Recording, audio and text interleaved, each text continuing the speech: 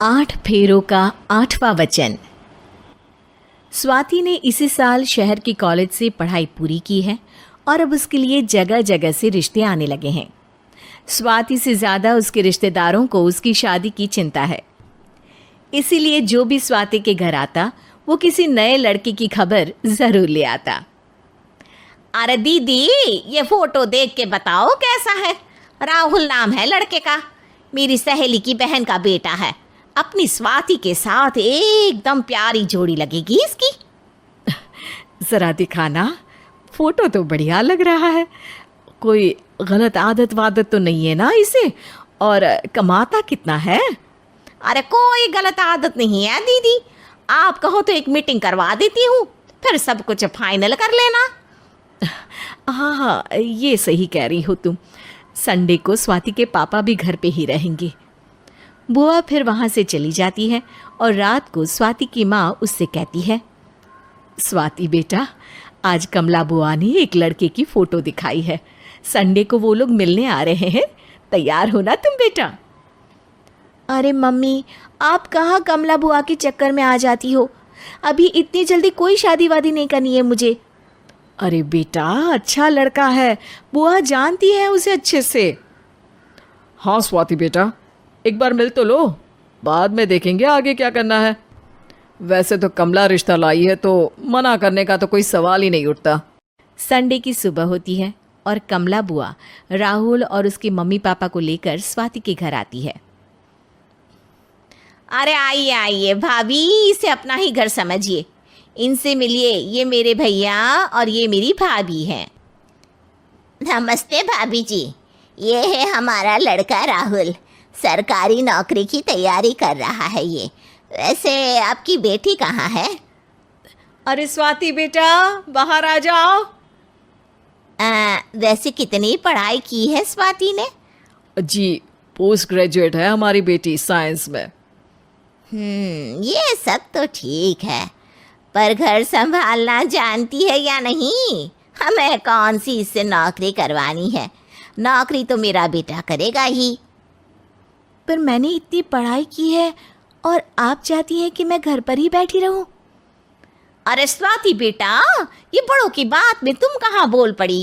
हम सब देख लेंगे क्या करना है क्या नहीं। हम तो इसी बात में विश्वास करते हैं कि घर के लड़कियां घर में ही रहे तो ज़्यादा अच्छा रहता है। वरना भाई साहब, आप तो आजकल के हाल जानते ही हैं, कितनी घटनाएं होने लगी हैं औरतों के खिलाफ। स्वाति बेटा, रसोई का काम तो पूरा जानती हो ना? शादी के बाद तुम्हें ही संभालना है वो सब। अरे बहुत अच्छा खाना बनाती है ये, आप सब लोग इसकी तारीफ करते नहीं थकेंगे। लो भाई, हो गई मीटिंग, अब शादी की तारीख फाइनल कर लेते हैं, क्यों भैया? भाई, हम तो पंडित जी से चर्चा करने के बाद ही तारीख फाइनल करेंगे। सालों से हम उनकी बातें मानते हुए आ रहे हैं। लड़के वाले और कमला बुआ की बातें सुनकर स्वाति एकदम नाराज़ हो जाती है और उसे लगने लगता है कि शादी के बाद उसे घर पर ही बैठना पड़ेगा। लेकिन घर वालों के आगे उसकी एक नहीं चलती और उसे शादी के लिए हाँ कहना पड़ता है।